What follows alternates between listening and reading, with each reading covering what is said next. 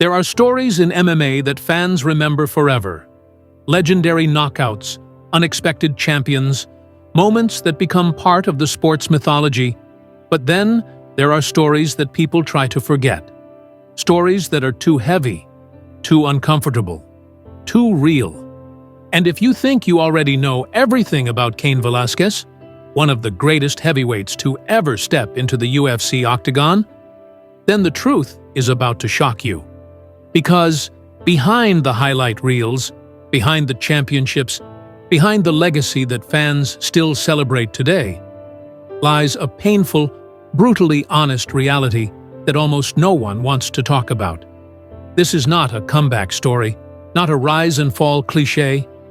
This is the story of a man who went from being the most feared heavyweight on the planet to someone fighting for his freedom, his family, and his sanity in ways that no champion should ever have to.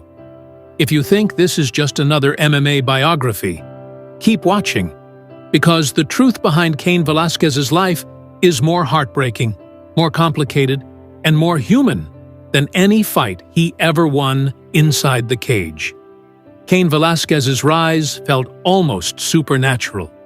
When he first appeared in the UFC, analysts immediately recognized something unusual: an endurance freak, a heavyweight who moved like a welterweight and punched like a wrecking ball.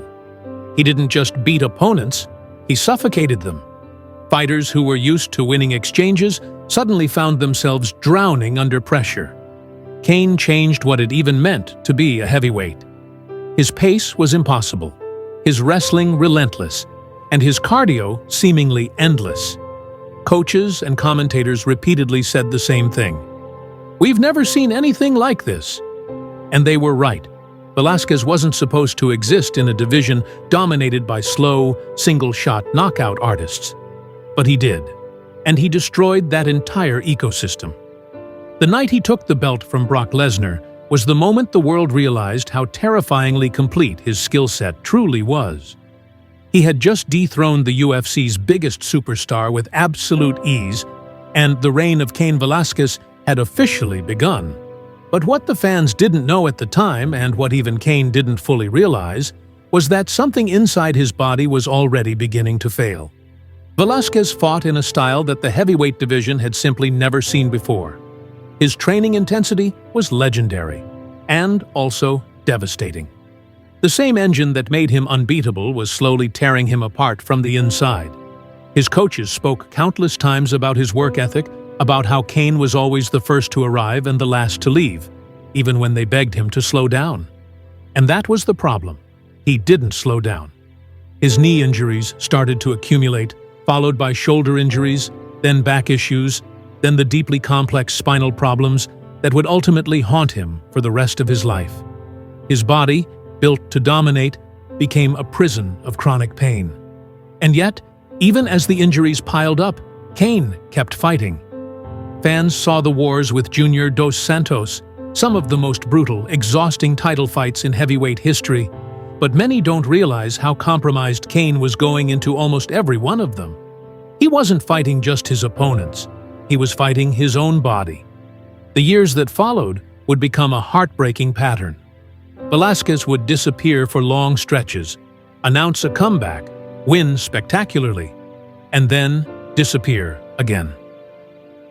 Every return gave fans hope that the true Cain Velasquez was back. But every layoff reminded them that his prime had been stolen by injuries that never truly healed. His coaches admitted that sometimes Cain was able to train for only minutes at a time because the pain was so severe. His teammates talked about moments where he showed glimpses of his old self, relentless, unstoppable, ferocious, only for his back to lock up or his knee to collapse again. The tragedy wasn't that he declined as a fighter. The tragedy was that the world never got to see how far he could have gone. Even his final UFC fight in 2019 ended in a freak injury, his knee collapsing seconds into the bout with Francis Ngannou. It wasn't Ngannou's punch that finished the fight. It was Cain's body giving up on him a final time. After stepping away from MMA, Cain attempted to rebuild his life. He moved into professional wrestling with the WWE and his athleticism, charisma, and presence impressed everyone. Many believed he had found a second career that would give him stability without the physical cost of heavyweight MMA. But even his WWE run was short-lived, affected by both ongoing injury issues and organizational changes that had nothing to do with him. After WWE released him, Cain continued to train, teach, coach, and stay connected to the sport he loved. For a moment, it seemed like his life after fighting might finally settle into something peaceful, something balanced. But in 2022, everything changed in an instant. For the MMA world, this was shocking. Fans, fighters, coaches, everyone struggled to reconcile the Cain they admired with the Cain sitting behind bars. But as more details emerged, the narrative shifted. They learned that Cain had acted out of a father's instinct, not a criminal mindset. A massive wave of public support grew. UFC fighters wore free Cain shirts. Icons like Khabib, Cormier, Dana White, and many others spoke openly about their sympathy for him. Even the judge overseeing his case acknowledged Cain as a respected family man with no criminal history. The emotional complexity of the situation made the story almost unbearable. Cain Velasquez, the man who overcame every opponent inside the cage, was now fighting the one battle he couldn't win through strength, cardio, or grit, the battle inside the legal system. When Cain was finally granted bail in late 2022, he walked out to cheers from supporters and a flood of relief across the MMA community. But freedom didn't erase the consequences. His case remains active. He must navigate the legal system carefully. And while he has resumed teaching martial arts, coaching, and occasionally speaking publicly, his life is now defined by responsibilities and limitations that no championship belt can ever overcome. The heavyweight legend who once dominated the world is now a man quietly trying to rebuild his life, step by step, surrounded by family, supported by fans, and carrying the weight of a story that will follow him forever. The painful truth no one talks about is that Cain Velasquez's life is not a simple story of victory or defeat. It's a story of a man whose body betrayed him at the peak of his greatness. A man whose family was pulled into unthinkable circumstances. A man who made a desperate decision that changed the course of his life.